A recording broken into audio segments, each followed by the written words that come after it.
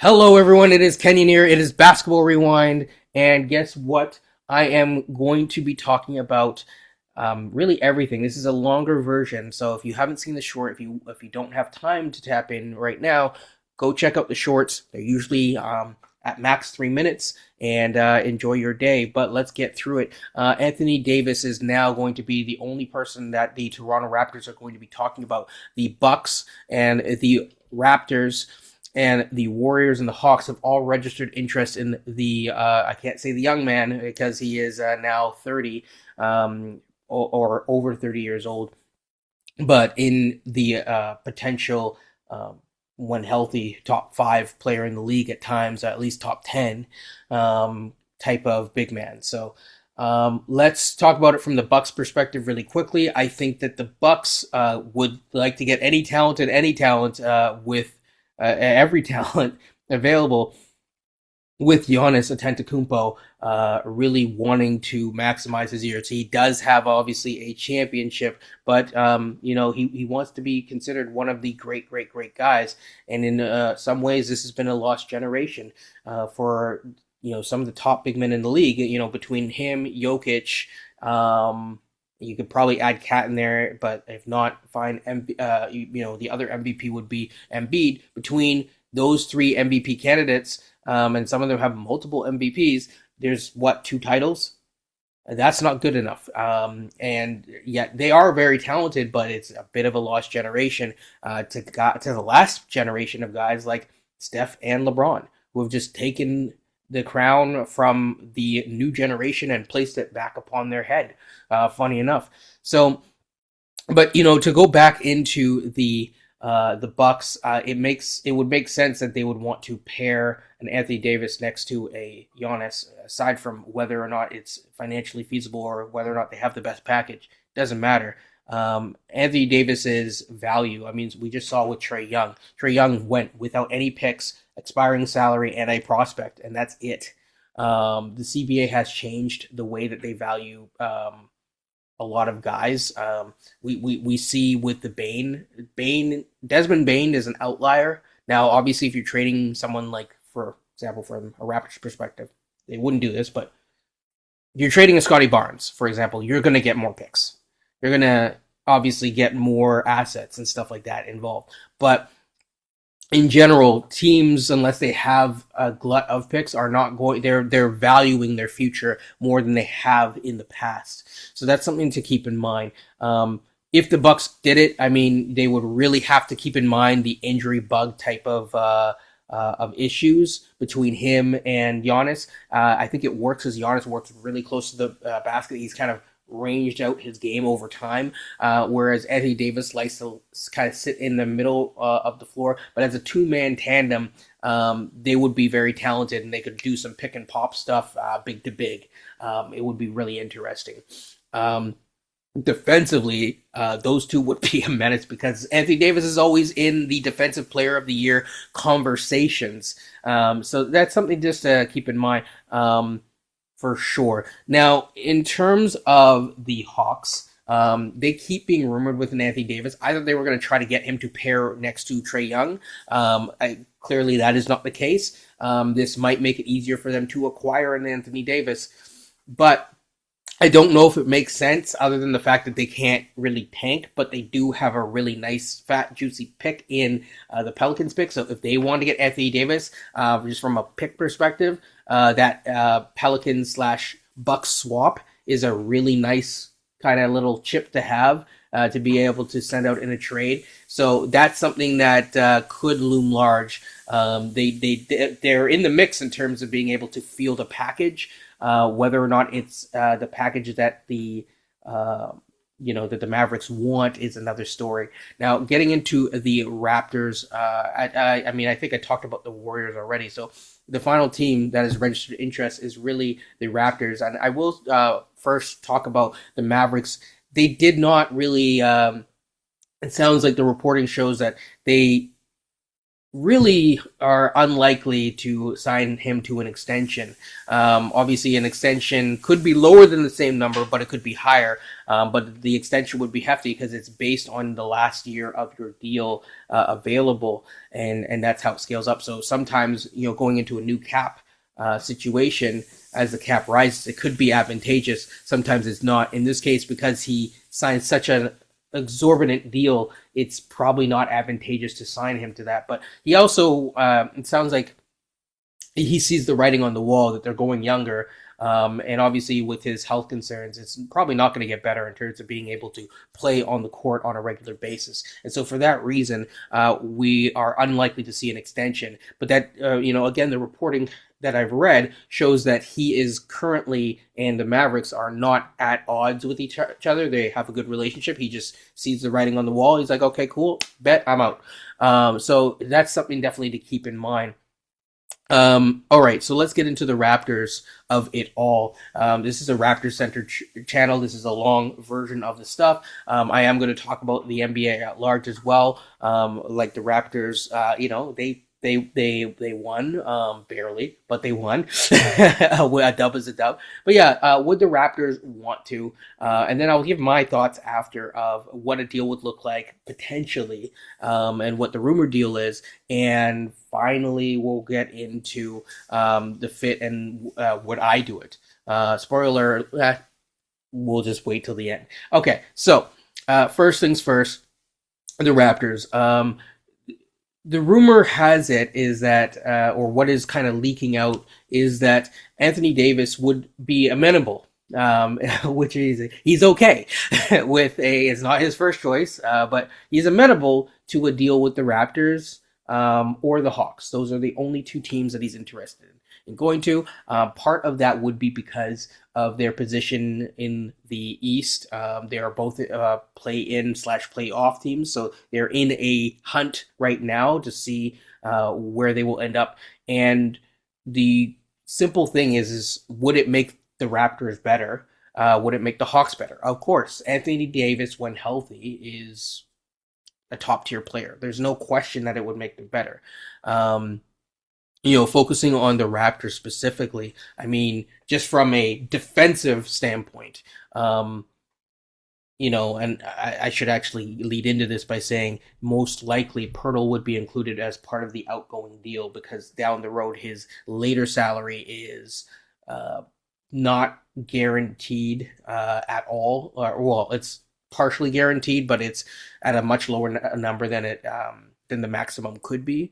So there is some advantages there. But Pirtle going out and replacing him with an Anthony Davis that you could kind of like load manage going into the playoffs. Yeah, defensively he is way more talented than Pirtle.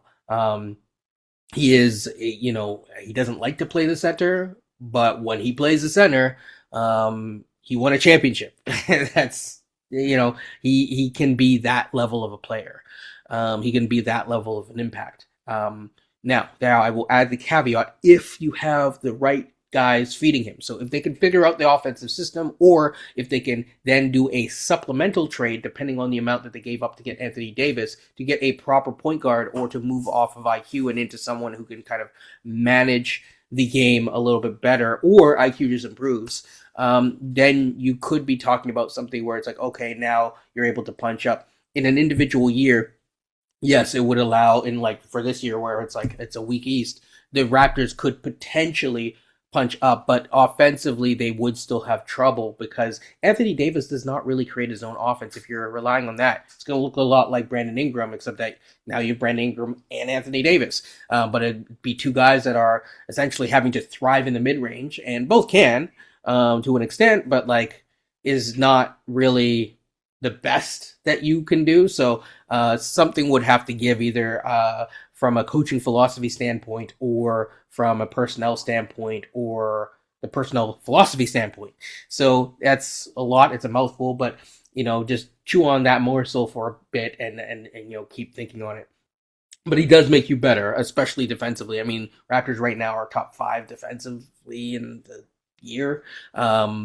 They'd probably be the number 1 overall defense if you could at times field a lineup of say Colin Murray Boyles, who's been amazing defensively as of late and has been really good defensively throughout the season. Scotty Barnes, who has upped his game defensively and was always a solid defensive player, but he has improved. And if he continues on this, I think that there are players that are more versatile defensively than him. In his role, he is essentially going to be in conversations that put him close to or in the all defense kind of category. And that's kind of what he's hunting for as well. So it certainly helps from that perspective for sure. Um, so if you have those three as your front court, um, kind of defensively, that's a really hard kind of set of guys to score on. There's a lot that you can do with that defensively. Offensively, it could get a little janky. Anthony Davis is not the best floor stretcher, has never really been. He doesn't like going inside, but again, there are ways that if you have other guys screening for him, like I guess you get Colin Murray Boyles to do the dirty work again. Perhaps there are ways to get him going downhill, and if you are able to create for him as a finisher, he's elite. I mean, you talk about roll efficiency. Scotty, I think, is in the 68th percentile. Imagine bumping that up to like again some guy who can punch up into the 95th percentile. It's and yet you're still keeping Scotty Barnes, so it makes you better. The downside is really number one injury concern, especially since you have an injury prone player on your roster who has been healthy this year, but who is playing a league leading minutes, at least top three still. He was league leading before, which is in Brandon Ingram. It's a little bit touch and go. And then the other thing is that you don't want him to. I don't think you want to sign him on an extension, but perhaps, unless the extension is way lower, like if the extension is like a 2 year for like half the amount, like in the 30s or something like that, kind of like what Minnesota did for Rudy Gobert, maybe it can work. But if he's looking for a max extension into his 35, 37 season, in terms of age wise, not really feeling that, and I don't think that the Raptors would be feeling that either, nor would Raptors fans, and it would make it hard to move off of. What's interesting is his deal lines up perfectly with Brandon Ingram. So if they're trying to do a Brandon Ingram tandem and see where it goes, and then you have Scotty Barnes as your pivot point down the road, where you just completely just blow up the team in 2 years. Hey, Scotty, we tried it. We tried, and then you just rebuild under like a completely new core. It's something, and it's something interesting. Now, what has been rumored is RJ Barrett, more than likely. He plays with Cooper Flag in the summers. It would be tough from a Raptors fan perspective because RJ has really shown people his value. And his value is really, I know not everyone, Scotty stands seem to hate RJ, but with RJ on the floor, they're able to field better offenses. At least it's not perfect, but it's better because of his driving ability, his ability to punch into gaps.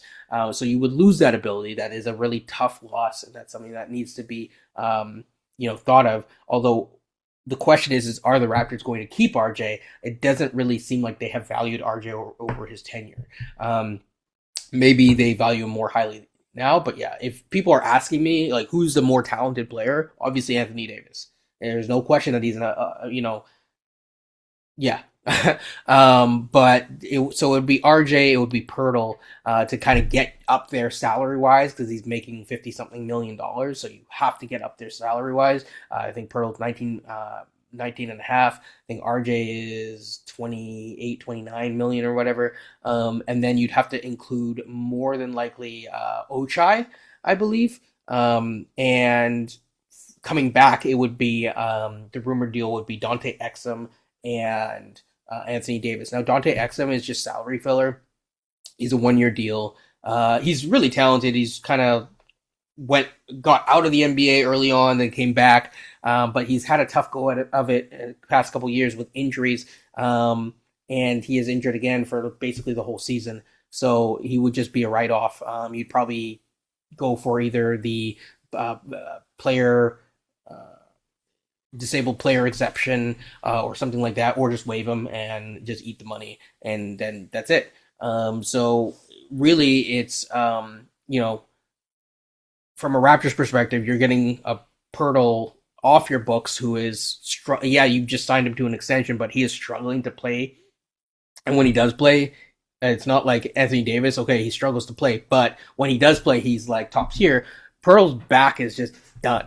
Now Anthony Davis's he actually plays more games than Pirtle, funny enough, which is really sad to say. But again, the downside of the deal is you're looking at it like that. Can you field what you need to field in a short order? The Mavericks are probably looking for a short-term rebuild.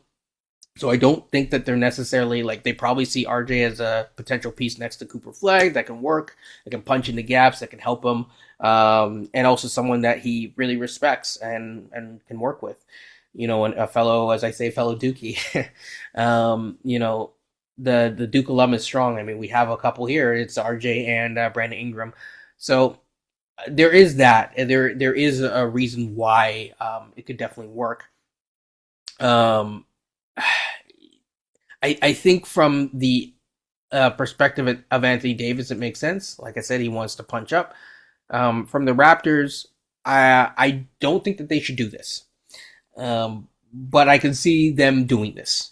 I don't think that this is like, Bobby stamping his seal of approval, but it's more like, okay, we have a single year to do it, and I'm not going to promise any sort of contract stuff. And in 2 years, if it doesn't work, or even next year if it doesn't work, even this year if it doesn't work, I can kind of ejecto seat myself out, because Anthony Davis, as in the future, say he opts into his deal alongside Brandon Ingram, if they both opt into their deal, that's almost like $100 million in expiring salary that you can just completely reset and just go for someone else who's just better at that time. Obviously, when I say better, I mean, I don't know who's available in 2 years, but you get the point. Maybe, I don't know, name a name, people.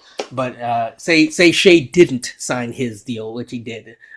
You'd be looking at Shea, for example, in 2 years and saying, "Oh, okay, yes, we can go for Shea." That's probably not going to happen, people. But yeah, I think beyond that, I think there's depending on what you're giving up. If it's just what we talked about and no picks, maybe it's interesting. If depending on the pick that you're giving up, you may want to say, okay, fine, this year is the better draft, but it's the 20th overall or 20 to 25th overall pick, versus maybe you think, hey, if there's injury risk, so we'll get off the pick now, but if there's injury risk down the road, I'm protecting all of my other future picks. That's something that's interesting, because if the bottom falls out and both these guys get injured, in 2027, you could be looking at a top 5 pick. So there is a reason to go for this, in terms of cleaning up the books, getting someone who at least fits a need that you have. But I don't know if I would do it. And in fact, I lean towards it. But there is actual financial sense and accounting that makes sense for why they would do it. And it's not necessarily the absolute worst move. It's just not necessarily the best move. But it is a direction.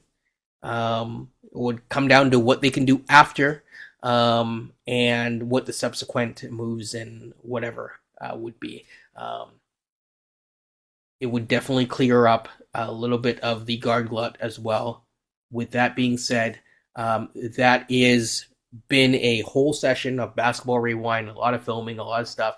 People, what is your thoughts on Anthony Davis? What is your thoughts on the trade? I'm just kind of curious what people think. I know Washington was looking, Bub Carrington hasn't worked. They were looking for a lead guard. Now I guess they got a lead guard that they can evaluate. Curious what your thoughts are on Anthony Davis, where you think he's going to end up, and also Sabonis, where you think he's going to end up, although I don't think he's going to end up as a Raptor. With that being said, take care, people, peace, and enjoy.